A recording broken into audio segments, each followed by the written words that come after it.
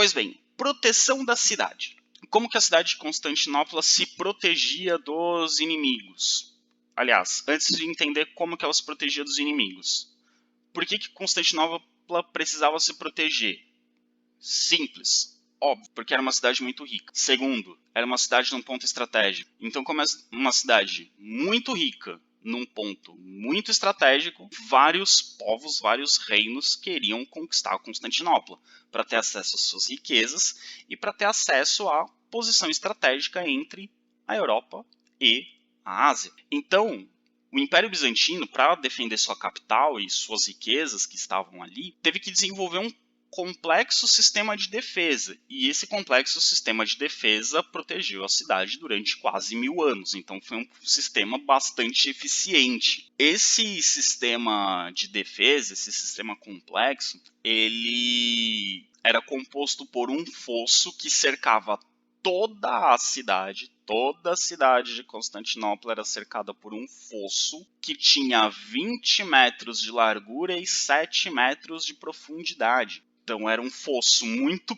grande, né, muito largo, para separar bem as fronteiras da cidade. E esse fosso era muito profundo. Esse fosso poderia ter água ou não. Geralmente não, né, porque se tem água dá para atravessar nadando com certa facilidade, mas sem água é uma queda, pode causar grandes ferimentos e é difícil de tirar a pessoa lá de dentro. Esse fosso com 7 metros de profundidade. 7 metros de profundidade equivale mais ou menos a 2 andares de um prédio. Então ele é bem profundo. E depois do fosso existia uma linha, aliás, 3 linhas de muralhas ao longo de 20 quilômetros de extensão. Então a cidade era toda composta por 3 linhas de muralhas. Então você tinha um fosso e mais 3 muralhas para entrar na cidade. E vocês estão vendo aí nesse mapinha, esse mapa é um mapa medieval mostrando aí Constantinopla e a muralha em volta dela. E ali do outro lado é o restinho de Constantinopla. Vocês vão ter um pedacinho de Constantinopla do outro lado. Então ali Constantinopla tinha 3 linhas de muralhas. E ao longo dessas 3 linhas de muralhas existiam 50 portas fortificadas, guardadas por soldados, para controlar o acesso, né, a entrada e a saída de pessoas de Constantinopla. Então ninguém conseguia entrar sem autorização, ninguém conseguia sair sem autorização, para garantir que invasores não entrassem para tentar um ataque e para garantir que ladrões não levassem riquezas da cidade, né, na saída. Então era uma cidade extremamente bem guardada. Por ser uma cidade muito rica, num ponto muito estratégico, ela tinha que ser extremamente bem guardada, extremamente bem defendida. Então aqui nesse desenho a gente tem uma representação aí o fosso, né? Aqui o fosso está com água, mas eu disse que não necessariamente teria água, né?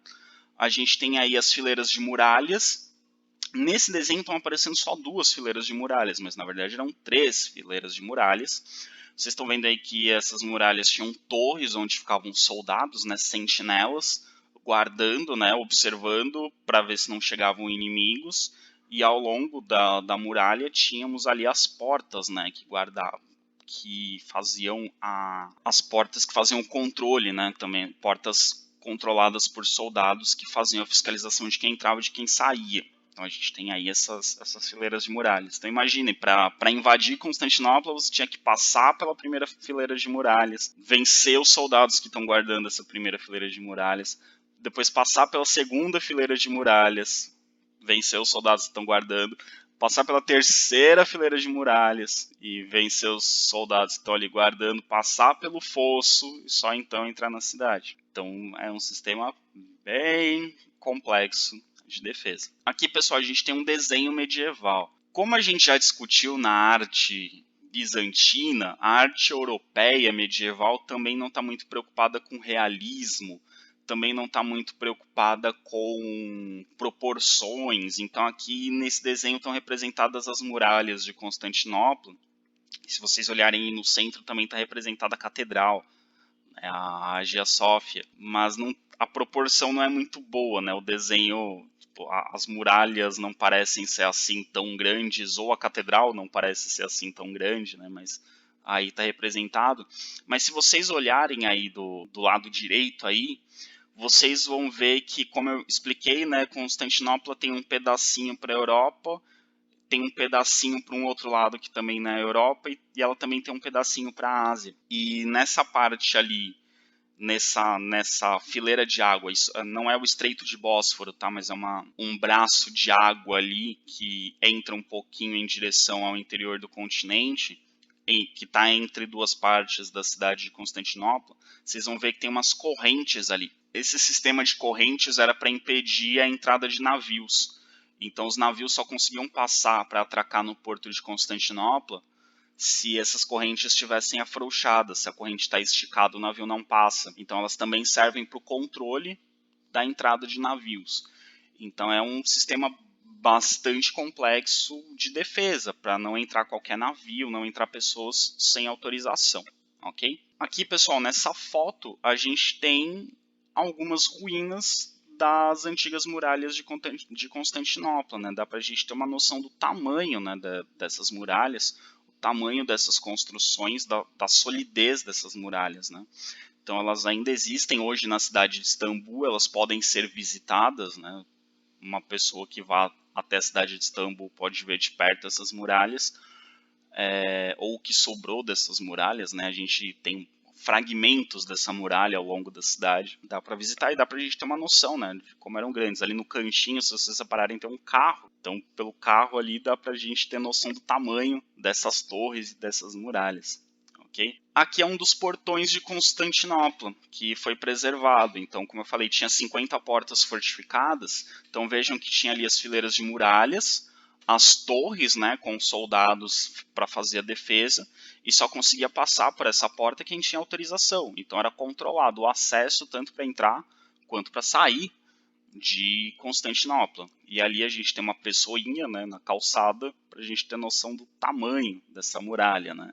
Claro, hoje tem uma rua asfaltada, né? Algumas das entradas da antiga Constantinopla foram preservadas, né? Servem meio que como ponto turístico, então alguns acessos à cidade de Istambul atual você faz passando pelas antigas portas da muralha de Constantinopla. Então aí também com essa pessoinha aí dá para vocês terem noção do tamanho dessas muralhas, dessas torres que defendiam a cidade. A população de Constantinopla a gente considera como uma população, aliás, pela população de Constantinopla, nós consideramos a cidade como uma cidade cosmopolita. O que é uma cidade cosmopolita? Cosmopolita é uma cidade que reúne pessoas do mundo inteiro. Se a gente pensar, por exemplo, grandes cidades do mundo hoje, a cidade de Nova York é uma cidade cosmopolita. Lá frequentam pessoas do mundo inteiro.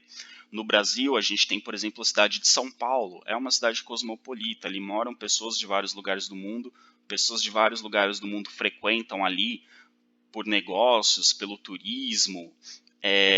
São cidades que reúnem produtos de vários lugares do mundo, lojas de vários lugares do mundo, empresas de vários lugares do mundo. Constantinopla tinha essa característica, era uma cidade cosmopolita. Por quê?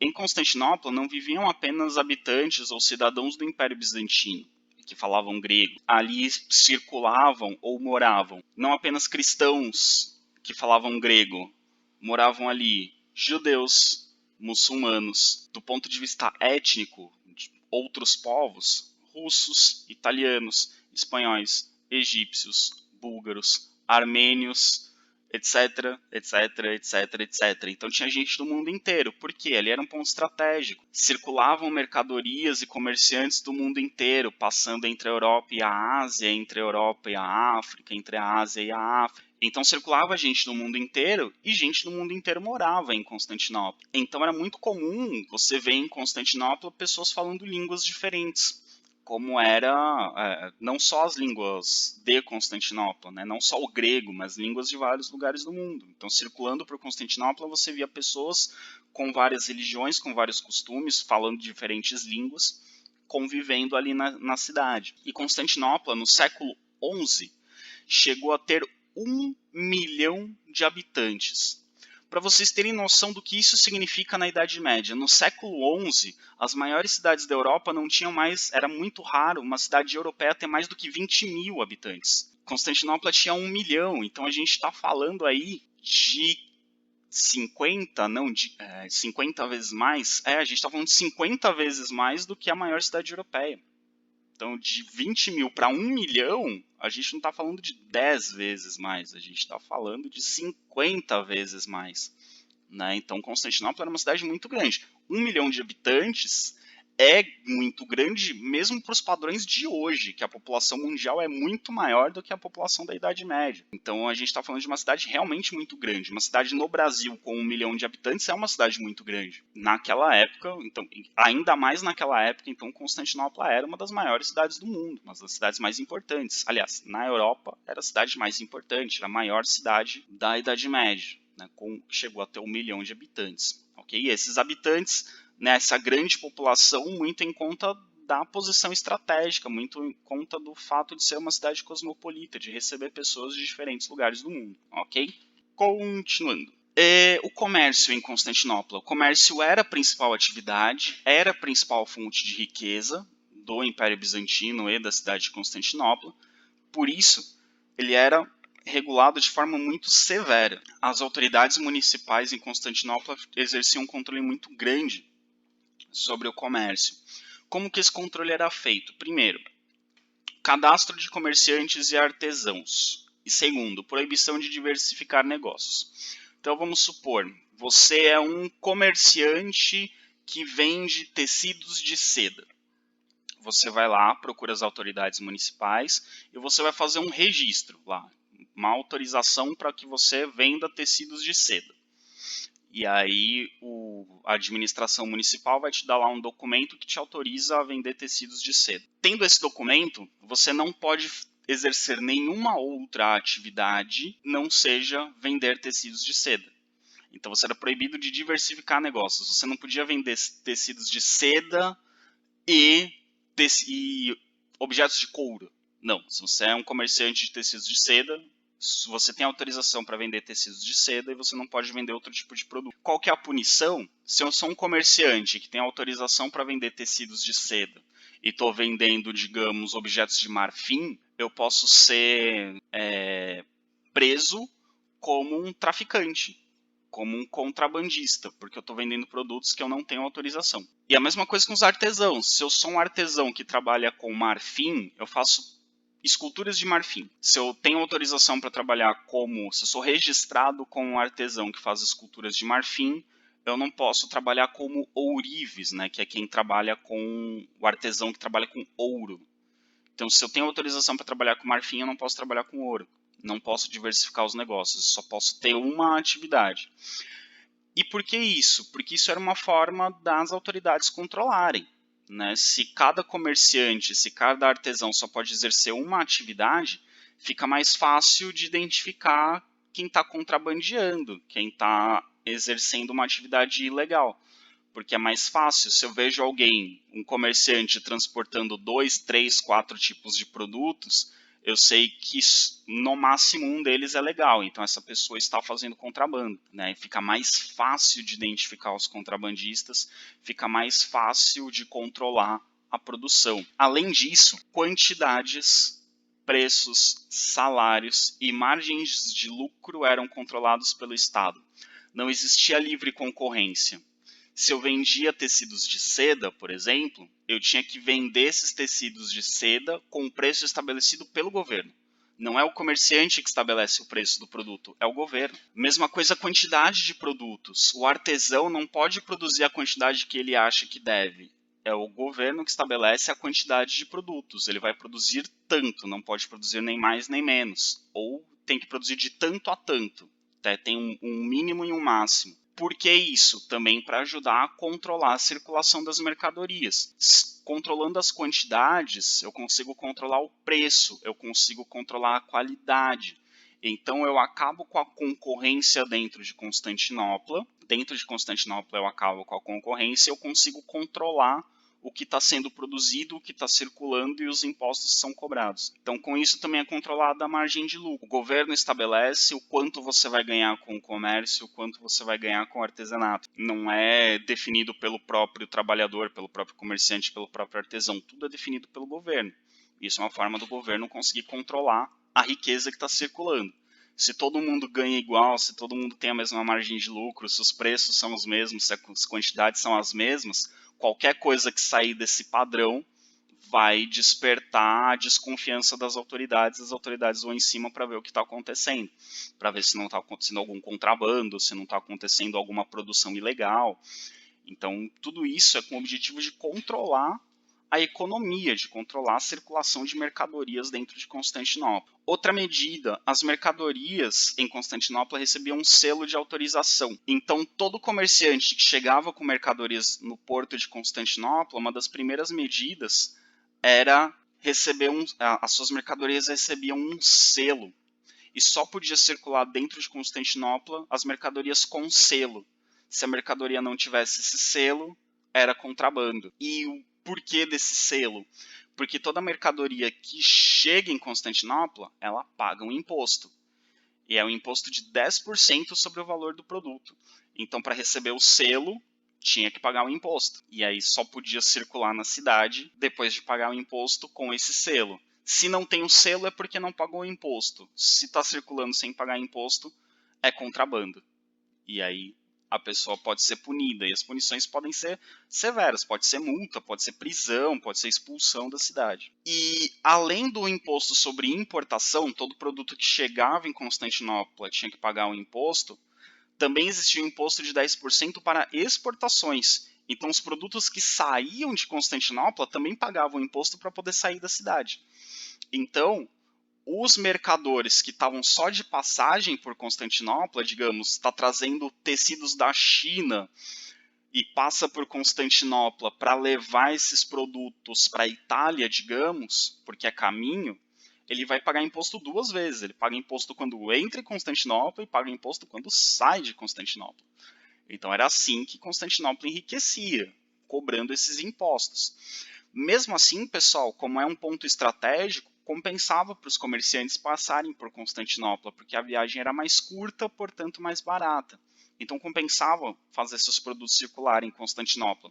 E além disso, muitos comerciantes aproveitavam essa passagem por Constantinopla para ter contato com comerciantes e produtores de outros países, de outros produtos, né? É uma cidade cosmopolita. Então, às vezes, um mercador chinês encontra um comerciante árabe em Constantinopla e fica sabendo de alguns produtos que estão sendo trazidos da África, e aí ele já faz negócios. Um mercador italiano encontra com um mercador ali do norte da África e fica sabendo de produtos, já faz negócios ali. Então, mesmo pagando todos esses impostos, era muito vantajoso para os comerciantes circularem por Constantinopla. Ou na própria Constantinopla, eles encontravam produtos, às vezes encontravam negócios muito bons, produtos muito valiosos, que poderiam ser vendidos com lucros muito altos em seu país de origem ou no lugar para onde ele está viajando. Então, Constantinopla era um lugar muito interessante para os comerciantes. Mesmo tendo todos esses impostos, ainda assim eles lucravam muito passando por Constantinopla. E além de tudo isso, Constantinopla também cobrava impostos sobre bens de consumo, sobre heranças e sobre propriedades. Bens de consumo são aqueles produtos que duram um pouco mais, né? Hoje em dia, na nossa sociedade, seriam eletrodomésticos, automóveis. Ali a gente está pensando, na época de Constantinopla, em embarcações, a gente está pensando em alguns utensílios domésticos, né? Então os bens de consumo são aqueles bens que duram um pouco mais, assim, não é alimentação que você consome, né, que você come. Os bens de consumo são aqueles bens que você fica com eles por algum tempo, né, que eles duram algum tempo. Então eram cobrados impostos sobre esses bens de consumo. Se você tinha muitos desses bens, você acabava pagando mais impostos. Impostos sobre herança, então se você recebia uma herança, uma parte dessa herança ficava para o governo, em forma de impostos. E também impostos sobre as propriedades. Se você tem propriedades, você paga impostos com base no valor dessas propriedades. Então, a principal fonte de riqueza de Constantinopla eram os impostos. E o que mais gerava impostos para Constantinopla era o comércio. Então, os impostos cobrados dos comerciantes que vinham do mundo inteiro e passavam por Constantinopla geravam muita riqueza para Constantinopla e para o Império Bizantino. E eram esses impostos que proporcionavam a Constantinopla essa condição de principal cidade europeia, ou principal cidade do mundo na Idade Média. Vocês vão reparar que muitas vezes eu falo a Europa como um lugar separado do Império Bizantino e às vezes eu falo de Constantinopla como uma cidade europeia. O Império Bizantino ele tinha territórios na Europa, Constantinopla fica na Europa, mas culturalmente e economicamente o Império Bizantino é um lugar à parte do restante da Europa. A gente vai ver na Idade Média, o restante da Europa tem características diferentes do Império Bizantino.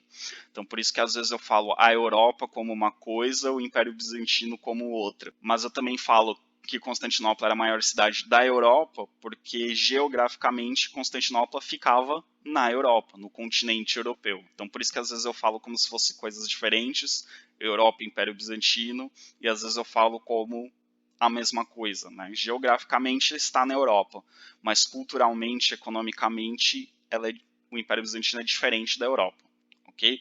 Só me ocorreu de falar isso para não gerar dúvidas. Enfim, pessoal, como tudo nessa vida, a gente precisa encerrar um assunto, né? Como tudo nessa vida, o Império Bizantino chega ao fim. E o Império Bizantino chega ao fim no século XV. Então a gente está falando de um império que existiu durante toda a Idade Média. E o fim do Império Bizantino, como eu já citei em outros momentos, é considerado o marco final da Idade Média. Então, a queda de Constantinopla, quando a cidade de Constantinopla é invadida pelos turcos otomanos, nós consideramos isso o fim da Idade Média. Já que o Império Bizantino foi um império muito importante na Idade Média e Constantinopla foi a cidade mais importante do período medieval, o fim dessa cidade é considerado um dos marcos que representa o fim do período, né, o fim da Idade Média. Entre o século IX e o século XI, mais ou menos, Constantinopla passou por um novo auge, né? Constantinopla, o Império Bizantino teve um auge territorial, de expansão territorial no século VI, durante o governo do Justiniano. Depois ela entra em declínio, né? O Império Bizantino entra em declínio, perde muitos territórios. Entre o século IX e o século XI tem um novo auge. A cidade de Constantinopla enriquece, o Império Bizantino enriquece, mas ele não é grande territorialmente. É um reino, né, um império bem pequeno, com poucos territórios. Não é muito maior, os territórios não são muito maiores do que a própria Constantinopla, ali entre o século IX e o século XI. A partir do século XI há um novo momento de declínio do Império Bizantino e da cidade de Constantinopla, e o Império Bizantino começa a perder territórios, até que no século XV o Império Bizantino é só a cidade de Constantinopla. O Império não tem mais nada, o Império Bizantino não tem mais nenhum território além da própria cidade de Constantinopla. Então o Imperador Bizantino, na verdade, ele é imperador de uma cidade só, que é a cidade de Constantinopla. E em 1453, um povo que está crescendo, e a gente vai falar desse povo em outra aula, que são os turcos otomanos, né? Existem duas etnias de turcos que crescem na Idade Média. Temos os turcos seljúcidas e os turcos otomanos. Ambos são muçulmanos. E nossa próxima aula será sobre o islamismo, será sobre os muçulmanos. Então, os turcos otomanos formam um grande império. Esse império vai crescendo e esse império invade Constantinopla em 1453. E aqui do lado direito a gente tem em cima um quadro mais recente, né, um quadro ali deve ser do século XVI ou XVII, representando ali as muralhas de Constantinopla sendo destruídas, os soldados turcos invadindo Constantinopla. E aqui embaixo a gente tem um desenho do final da Idade Média representando a invasão de Constantinopla. Como eu disse para vocês várias vezes, a arte medieval não está preocupada com realismo nem proporção, então parece que os soldados são maiores do que as muralhas, né, nesse desenho de baixo. Mas a ideia é só mostrar a invasão, né, os turcos invadindo Constantinopla.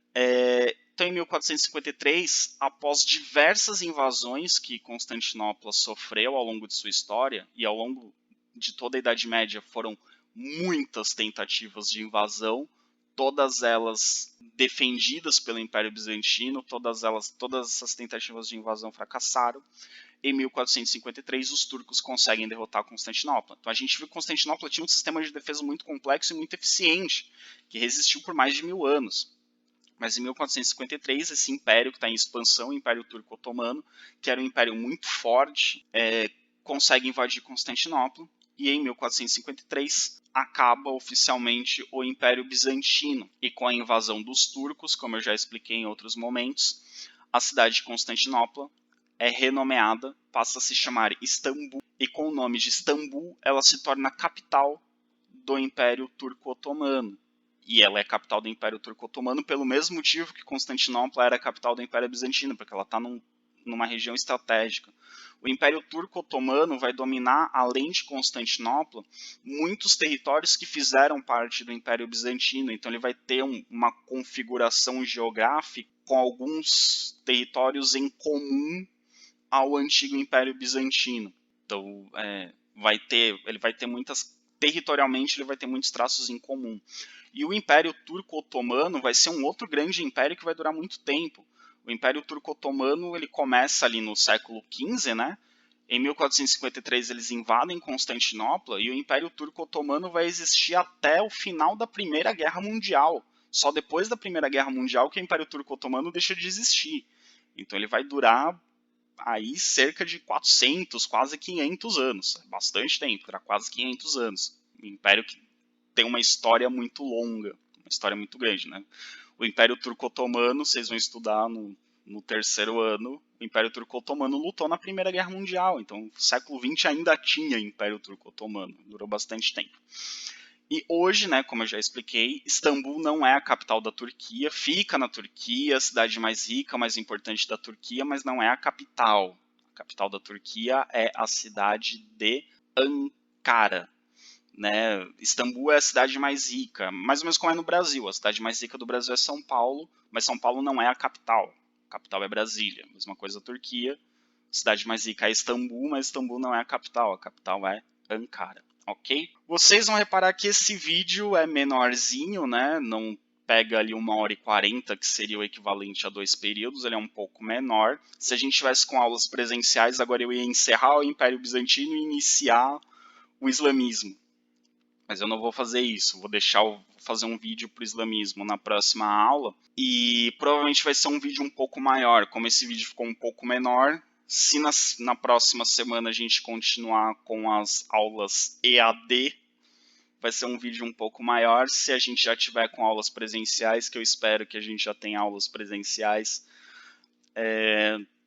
claro que se toda a questão do coronavírus já estiver resolvida, tomara que a gente tenha aulas presenciais, aí a gente vai seguir com o islamismo. Mas enfim, islamismo, cenas dos próximos capítulos, seja aula presencial, seja videoaula, é o nosso próximo assunto, ok? O questionário sobre o Império Bizantino é o mesmo da aula anterior, então esse vídeo e o vídeo anterior são sobre o mesmo questionário que já está lá. O PowerPoint também é o mesmo, esse vídeo e o vídeo anterior são sobre o mesmo PowerPoint que está na aula da semana passada. E aí qualquer dúvida vocês podem esclarecer comigo ou através do e-mail ou através do grupo do WhatsApp, ok? Abraços para vocês, lavem as mãos e até a próxima aula.